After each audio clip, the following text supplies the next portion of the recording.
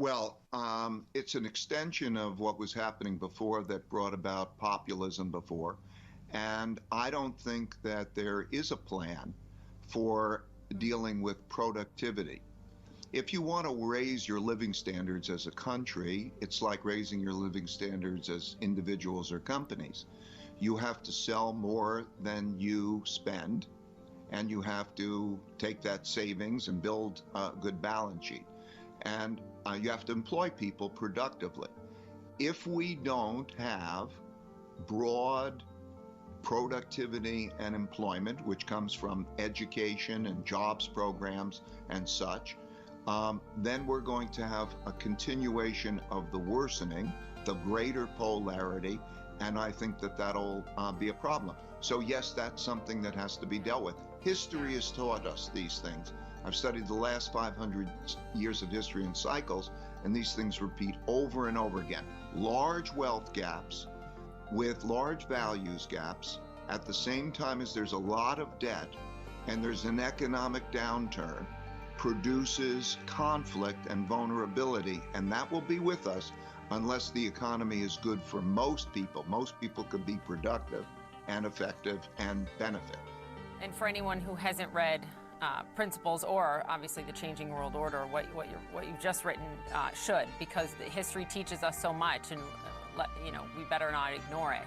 On that point, you've been talking to members of the incoming Biden administration, those close to him on his economic team. What are you telling them to do? You just said there's not a plan. What do they need to do? I have at this stage, there's very little contact. I wouldn't I think that the most important thing for the country is bringing the population together, because the conflict is our biggest issue. And then together in a bipartisan way to deal in also the smart engineering way of dealing with productivity, making most people productive and operating where they're productive, and that it's more inclusive. History has shown that when you get to this stage, and our circumstances today also reflect that in the degree that there's this kind of conflict. If you look at the map, the election map, and you see red and blue, but you also don't see how red the red is and how blue the blue is. And if you look at voting records, how conservative and how liberal the red and blue is, and how intransigent they are, the voting on the basis of policies and so on. They're, in order to bring the country together and not have a form of civil war, where there's movement, we're seeing the form of civil war. People are leaving to go from one place to another, partially for taxes, but also partially for other reasons. There has to be the bringing of the country together, but in a smart way, that there's not just the giving of money and where it's needed, and it is needed in places, but the emphasis on productivity. Things that I don't see much about is education, infrastructure, and those things, and I think those are important. No question. And how do you get to the root of it? Obviously, it's education, and you have to start much, much sooner for children. But Ray, you just used the word civil war in a sense, and I hear what you're saying, but it highlights how extreme you think the need is for change. You've also written about existential conflict. Can you explain what you mean there by existential conflict that is coming, maybe?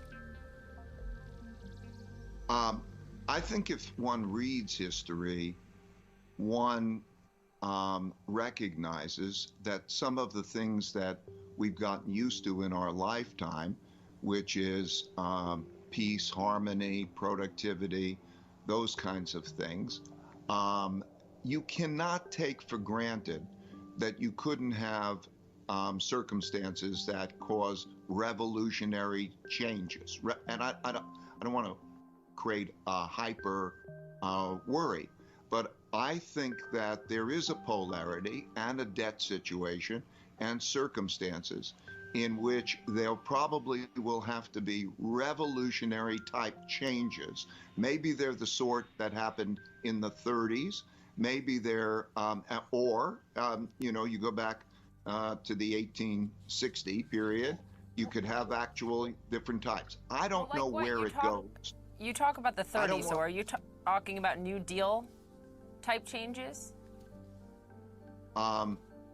There will have to be a resolution of this system working for the majority of people in which there's productivity.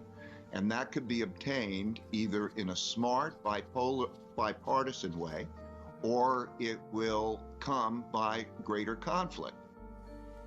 You know, Ray, for people watching, they are hearing a very successful billionaire who came from very modest roots, who has said that even before COVID, the state of capitalism in America is a national emergency.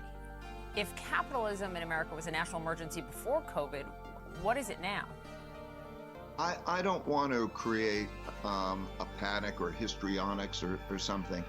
I would look to this and I would say, are you worried about our conflicts that we're having internally, that if certain things don't get repaired, and I think that means that the system works well for a majority of people.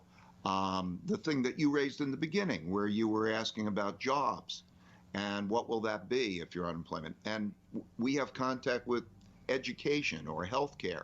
If there's not a level beneath which living standards aren't protected not to fall, and that there's alienation like this, and different values. I'm not saying whose values are right or wrong. I'm just dealing with the conflict issue. We must be concerned about those things, particularly if the financial condition through the amount of creation of debt and money is a reality. So I'm not trying to scare people. I'm trying to direct the intentions and ask the questions. Yeah. Shouldn't we work on these things together? Aren't you concerned about that conflict and some of these things? That's what I'm trying to bring forward, because I think it's pretty obvious, right? But solutions are so few and far between in terms of a coming together to solutions. But I think that when faced with choices like exist now, that maybe the alternative is worse. And by being aware of the worse alternative, that might help. What's the worst alternative, Ray? I mean, Well, the worst alternative is that one side or another says, this isn't my country anymore. This isn't my population. That when the cause that people are behind is more important than the means of resolving their disagreements, that's a threatening situation. So history has shown us that to be the case. So being smart, there's no alternative to being smart and being together by and large. My own view would be, I would wish that the moderates, there's a political extreme nature. The way the parties work is that it's inclined to pull it in one direction or pull it in the other direction, and so the extremities are increasing. History has shown that there's no place for moderates in those places, those times. That it's a time when people say you have to be on one side or the other, and the extremities and the war, the conflicts become greater. So I think that the notion of being in it together and dealing with it in a common way, so we have an American dream. I know it. I was raised, in the post-World War II period. I was very lucky. New World Order, 1945, ends the war. I was born in 49. That notion of being in things together, these are basic things that throughout history and throughout civilizations, the common pulling in a direction and believing in it and believing the system is inclusive for you and also fair, and that it's productive so that you don't spend too much money, you make productivity. That's a timeless and universal formula for success. And the opposite is formula for problems.